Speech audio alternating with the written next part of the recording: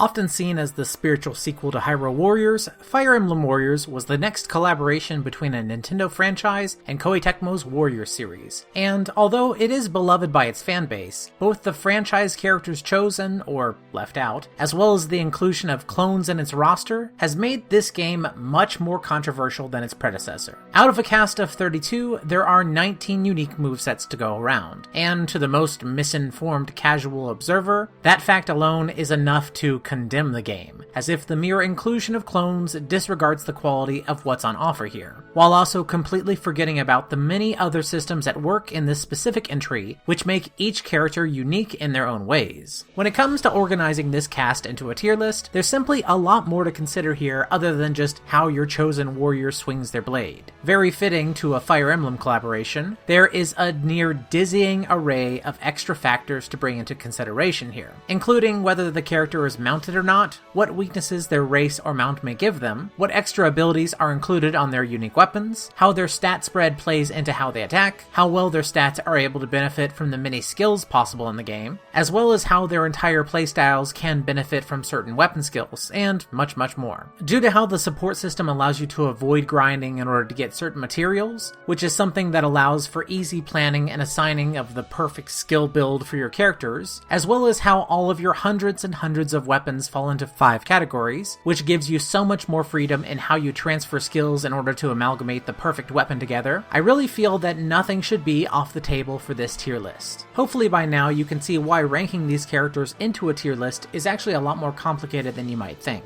For example, some of these cloned characters who share their movesets, by nature of their stats or other aspects of their overall build, may end up on entirely different tier brackets. Naturally, that isn't really the norm here, but I can assure you that we are going to see that several times before the end of this list. Just like my previous tier list, I'm going to arrange my tiers from S to E, with the following designations. E tier characters are terrible picks, unable to do what is basically required out of them in any typical battle. D tier characters are below average, who can get by but generally struggle unnecessarily. C tier characters are just okay. They're about evenly balanced between good and bad. B tier characters are above average. They're truly good picks who have very few negatives to speak of. And A tier is only for the excellent, containing the best of the game. The only tier above that is the S tier, something which I specifically reserve just for any characters who are nearly or outright broken, often containing bizarre cases of balancing gone wrong, resulting in overpowered messes which outclass the others in some kind of ridiculous way.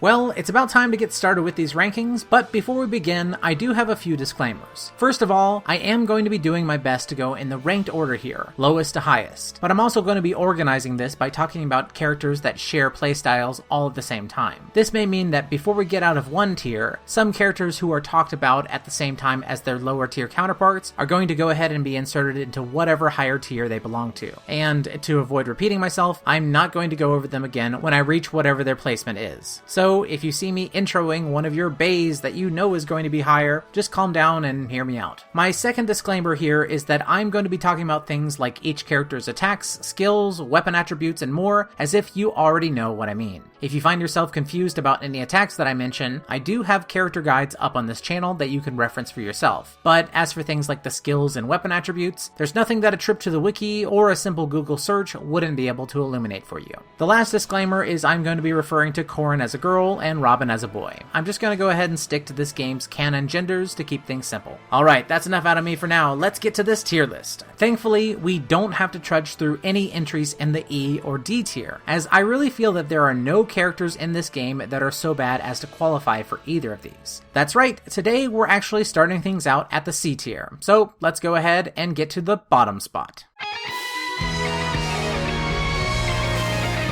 Oh, Frederick.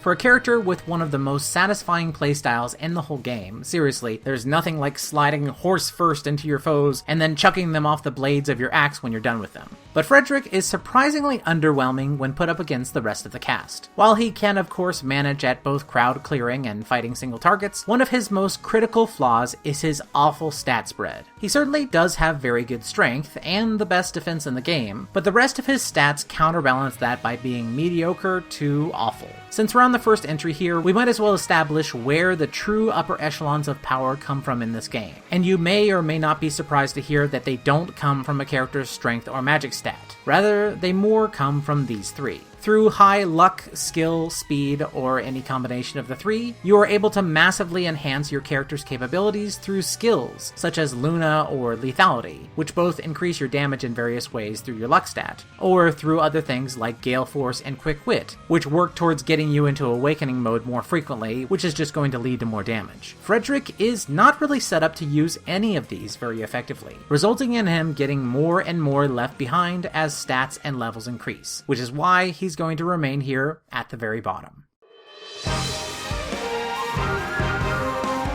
While Frederick is in the lowest tier available here, due to a decent moveset that is held back by a terrible stat build, Corrin is just the opposite. Of all the playstyles in the game, Corrin may have the least effective one, containing a selection of attacks which take an overly long time to accomplish simple jobs, such as her area clearing C1 and C6, or her jumpy and frenetic C4, which is good for single targets, but again, takes a bit too long. Again, remember that we're starting in C tier here, and in no way do I think that Corrin's moveset is bad. She can still completely kick ass and clear rooms like the proper warrior that she is. It's just that when compared to others, the range, focus, and speed of many of her moves is just not there. When it comes to her stats, Corrin does have some bright spots, with a very high luck and decent skill stat, but she still remains slightly below average in many of her other skills, really unfortunately. To her credit, alongside Liana and Celica, Corrin is one of the only 3 sword-wielding healers, but with the worst magic stat of these 3, she also gets the least benefit from this. It's really disappointing, but lower C tier is truly the best place for Corrin. Here we have the first case of a moveset containing entries in multiple tiers, because in my opinion, the archers have one of the best attack styles in the whole game, especially when it comes to destroying opponents' defense using the armor break skill and their super cheesy charged C1 attack. Combining this with their C5, which absolutely shreds basic or critical stun gauges, the archers are an essential movement to learn from the start of the game until the end. But the reason why we are already talking about one of the better playstyles in the game here is because not every bow wielder is actually all that ready to take advantage of their incredible potential. Let's start at the bottom, shall we? Niles and Sakura. It really breaks my heart to list my personal most used archer down here, but the truth is that both of these two just aren't rocking the stats to get them any higher than C tier. Niles' stats are okay, with at least having fantastic speed, but with average strength, skill, and truly awful luck, he actually places the lowest of the 4, with Sakura only slightly above him due to her heightened luck and even higher resistance. Next up we have Takumi, who is definitely going to place far higher than his sister and Niles. Not only is the pineapple rocking the highest skill stat in the game, he has fantastic strength, speed, and luck to boot. About the only thing that holds him back are his terrible defense and resistance stats, which make him one of the purest cases of a glass cannon around. Even better than Takumi, however, is Anna, who can become even stronger than the pineapple without putting herself at risk through the multiple skills which she can utilize through her ridiculous luck stat, of which she has the second best in the entire game. So to wrap these 4 up, the final placements for the archers is going to look like this: Niles and Sakura in C tier, Takumi in B, and Anna in A. If you haven't guessed it already, the Pegasus Knights sit in much the same situation as the Archers, with each of these 3 placing into different tiers. Negating stats, I would definitely say that the Archer moveset is definitely superior, but this is where fun things in this game, like the movement speed system, come in and shake up the normal way of ranking things. The simple fact that Pegasus Knights can get all around the battlefield 4 times faster than any Archer, giving them both the ability to move themselves into just the right spot if they're needed there, or to simply give that same capability to anyone that they're partnered with, definitely makes them some of the most valuable units to have in your army, and to be honest, nearly essential on any team. So where do we place each of these ladies? Well, let's start with the reason why we're talking about them so soon in this video: Hinoka. Again, far from bad, Hidoka unfortunately is a bit too overly balanced for her own good, with only her resistance and speed stat really standing out alongside a decent luck stat. She can make use of the usuals like Luna and lethality, but then again, so can Cordelia, who's going to sit above her due to her interesting strength and magic spread. Characters like Cordelia, who always have exactly the same level in these two stats, are built to take advantage of the skill Resonating Power, which gives a free damage boost based on how close one's strength and magic stats are. Even though Cordelia has worse luck than Hinoka, she still ends up on a different level thanks to this power boost. Still, nothing that these two have compare anywhere close to Sita. Stat-wise, she's pretty golden, with incredible resistance, speed, and luck to boot. Unique to only her, however, is her winged spear, which is the only weapon in this entire game which can attach 3 Slayer-type skills, something which goes along perfectly with the Pegasus Knight's ability to rush out and assassinate any target you like, decimating them and leaving before you really have to dig into any kind of longer fight, which again is probably not the Pegasus Knight's strong suit. With all of this in mind, Hinoka is going to place here in C, while Cordelia and Sita will go into B and A respectively. At the very top of C tier are Marth and Celica, a pick which I am sure that many people will definitely agree with, right? Again, Marth and Celica are definitely not bad. This is a relatively high ranking all things considered, but I have to say that they might be the most underwhelming sword users for a number of reasons. For one, though their C6 is a great area clearer, everything else that they can do while getting there is just a little bit too focused towards dueling for my taste, with some of their other combos being a bit too wild, especially their C5, which I find constantly has them sailing out of control due to unintentional aerial heavy attacks. That might just be me though. That being said, they are undoubtedly effective on the battlefield, and with their C1 charge, they have a great gap closer, making fights where you dominate the enemy feel more like you're a cat toying with a mouse. Naturally, Marth is going to be a very balanced character, but at the same time, he does have the skill, speed, and luck stats to get a lot of benefit from the right skills. Celica, meanwhile, is a totally different case from anyone else in the game, with absolutely even strength/magic, defense/resistance, and skill/speed. Like Cordelia and a few others, these first two stats mean that she is another great candidate for Resonating Power, making her in some way Marth's true equal, or maybe even slightly superior. It's a bit hard to say which one of these two is actually better, as there are a few other nuances, such as Celica's ability to wield healing staves, with her actually being the best sword-based healer in the game, but I've ultimately decided to give the higher place to Marth due to the built-in Dragon Slayer skill of his falchion, which I would definitely place higher in importance. With these two done, we have now finished the relatively brief C tier, and even though we have a few archers and Pegasus Knights already poking through in the future list, I'm happy to say that things from here on are going to be much more clear, without any more splits like this to speak of. Even though B tier to me will start with Cordelia, it's time to go ahead and move on to the rest of the above average warriors in this level. While they're definitely not among my favorites to play as, Chrom and Lucina definitely have an effective playstyle, with some of the fastest attacks around, as well as extremely similar stat builds that are both great for skills and base damage alike. These two are a great pair, but I'm sort of almost at a loss for thinking what to say about them. They're only held back by their less than stellar C1 attack, and to me they form the solid base of what defines a B tier entry. Definitely a fantastic moveset, without getting into some of this game's more outrageous playstyles or stat builds. While they are extremely similar in most stats, about the only notable differences between the two here are Chrom's higher defense to Lucina's higher luck, of which luck is definitely the more valuable stat, meaning that Lucina is just going to outshine her father. All in all, they're just great choices no matter the map.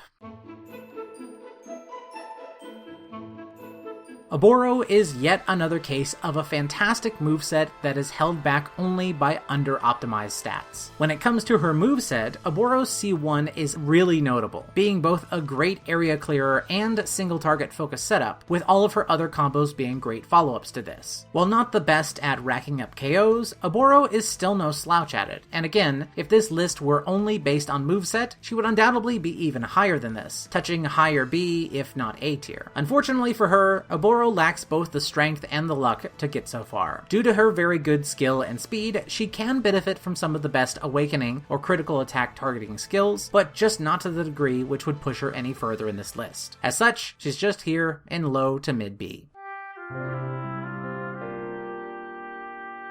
Azura, in many ways, is just kind of a better Oboro. And with both of these ladies being the sorely needed ground-based spear users who were released on the exact same day in the same DLC pack, please excuse me if I'm going to compare them pretty directly. While I think that Oboro definitely has the better playstyle, Azura is definitely no slouch, with some really great attacks such as her C5 and C6 both being able to clean house really quickly, while her other combos being great for one-on-ones. Her C1 is a bit hard to evaluate in a tier list like this, as it is primarily a support skill, but in the same way that the Pegasus Knights providing a service increased their overall value, I'm willing to say that Azura's singing should do the same for her. What really distinguishes Azura from Oboro is her stat spread, which is way more optimized for high-level fighting, clearly seen in her high skill, speed, and luck. Even with this, I still found it to be a bit of a tough call deciding on which spear user should go higher, but the thing that eventually settled the whole dispute was the fact that Azura's unique weapon has an automatic Beast Slayer skill on it, elevating her to a rank just higher than her similar well-dressed counterpart.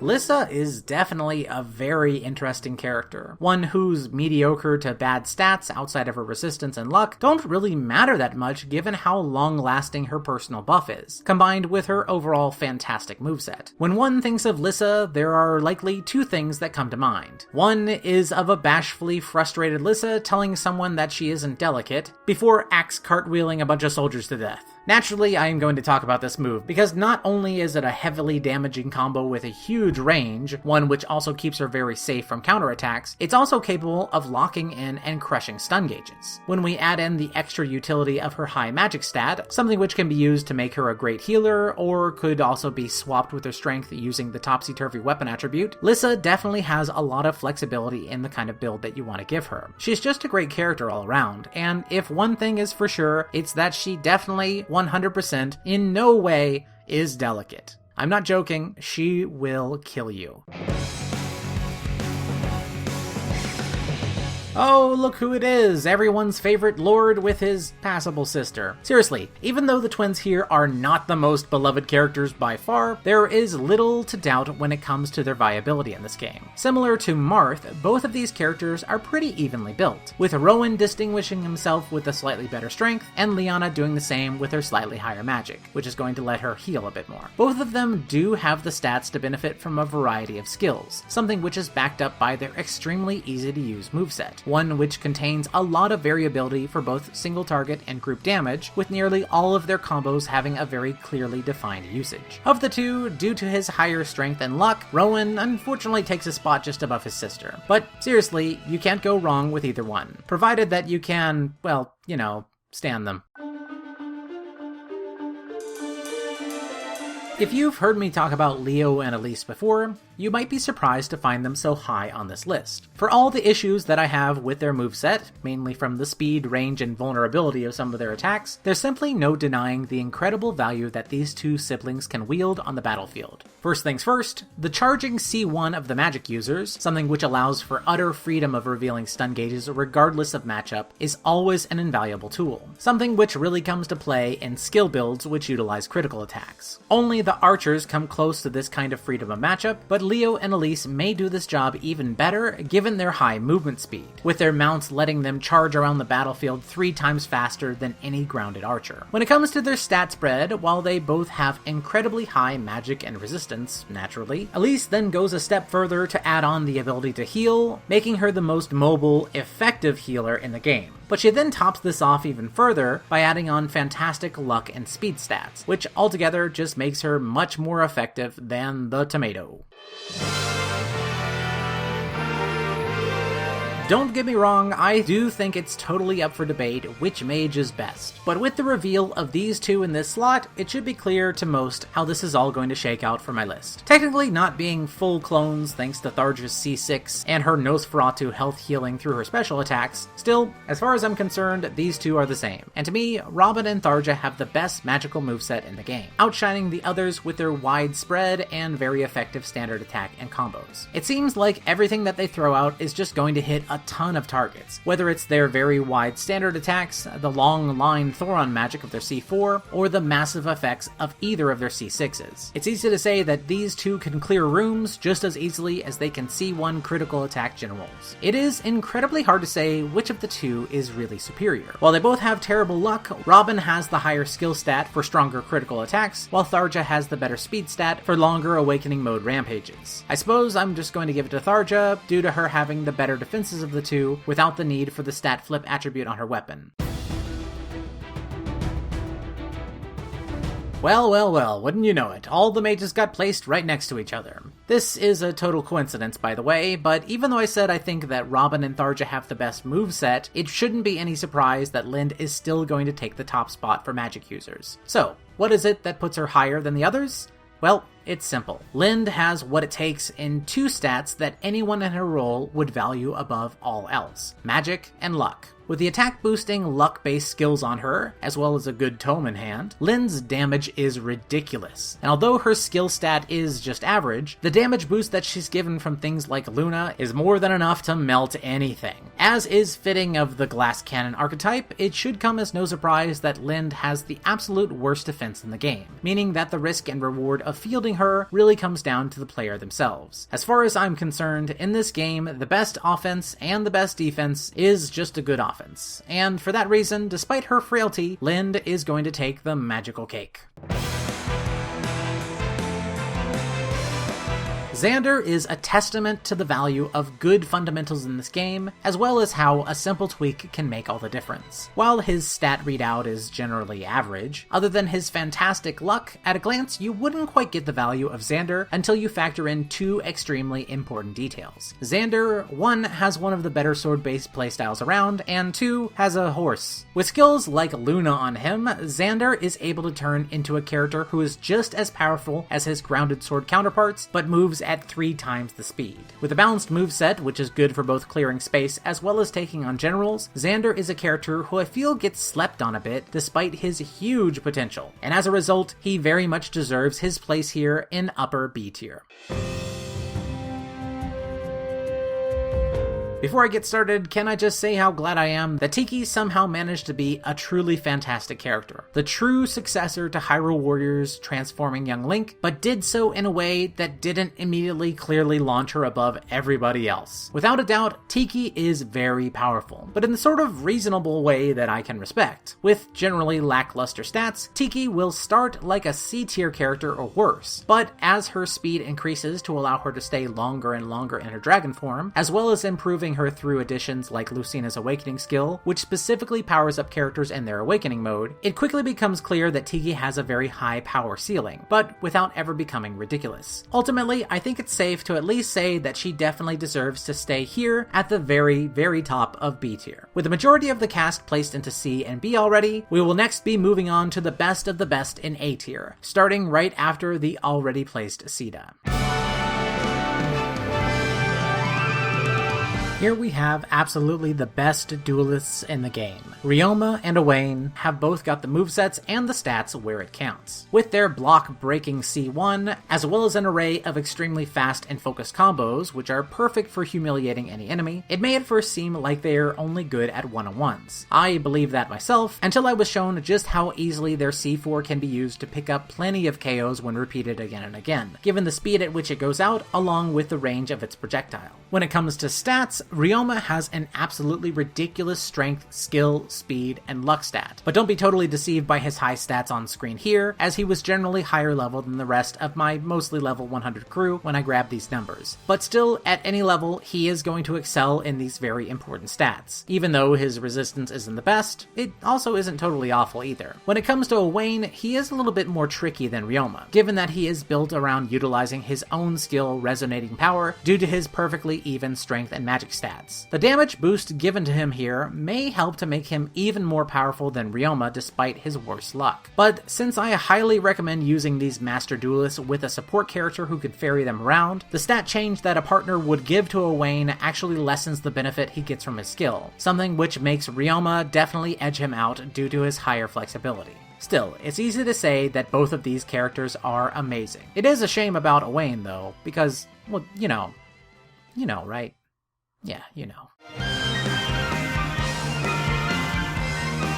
It really is a beautiful thing that one of the best characters in this game also happened to be the last one added. Though she is mainly an area clearer, given the great range of a lot of her attacks, Olivia is definitely no slouch when it comes to one-on-one fights. As a matter of fact, she really excels at them for one reason. There is perhaps no character in this game which better benefits from a proper skill build than Olivia. You might be sick by now of hearing me talk about how a luck stat can add so much damage to a character, but it is absolutely true, and no one has a better luck stat than Olivia. Adding on to this, she has extremely high speed and skill. In fact, just by looking at her stat sheet, it should become very clear just how much these three stats dwarf her others. This basically means that you can pour all of the best skills into Olivia, turning her into a rampaging dancer of pure destruction, who is able to naturally activate critical attacks through her normal attacks in Awakening mode, which then crushes health bars given her absurd critical damage, of which the KOs then lead to fueling more and more Awakening mode due to her signature skill, Gale Force. I haven't even mentioned her C1 dancing yet, which works just like Azura singing to make her inclusion absolutely invaluable. If there were any DLC character in any of these games worth their full weight in gold, it would definitely be Olivia. And it should be no mystery by now why she is so high on this list, even all the way up at this level.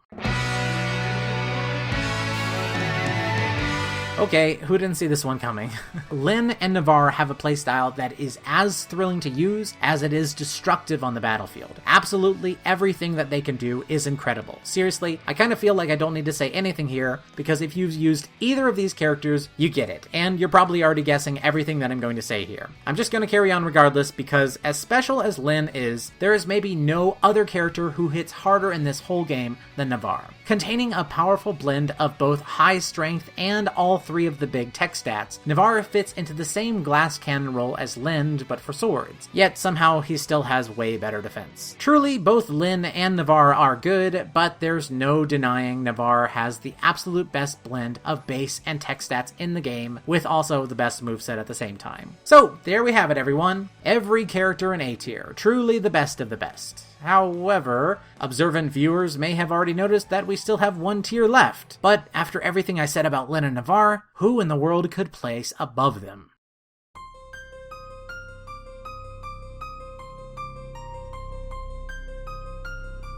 Like with most S-tier entries, I am simply more frustrated than I am excited to talk about how these characters break this game. Whereas every other character on this list has to fight their battles like a normal person, both Camilla and Minerva have the privilege of just not doing that. Welcome to Dash Heavy Attack the game, because the strategy before you will allow you to hit even the most absurd KO goals in a matter of only a few seconds, due to the power and speed of this one attack. Oh, and that's not all, by the way. Did one of those pesky enemy generals get in your way? Well, why not try the humble little strategy of simply flattening them with your dragon? Without this one broken attack, the Wyvern Riders would have long since been passed on this tier list, likely in C tier at best given their mediocre other attacks and slow combos, as well as an extremely underwhelming C1 mechanic. With this dash heavy attack, combined with their move speed of 20, which is the same as a Pegasus Rider by the way, you can both flatten any enemy in your way, something which is already boosted by these characters' fantastic strength stats, of which Minerva has the highest in the whole game. I could talk about how their stats differ them here, for example how Minerva has the worst resistance in this game, or how neither of them has really great luck stats, but while I'm explaining all of that, you could have just flattened another 10,000 enemies. The path of least resistance is a very real thing.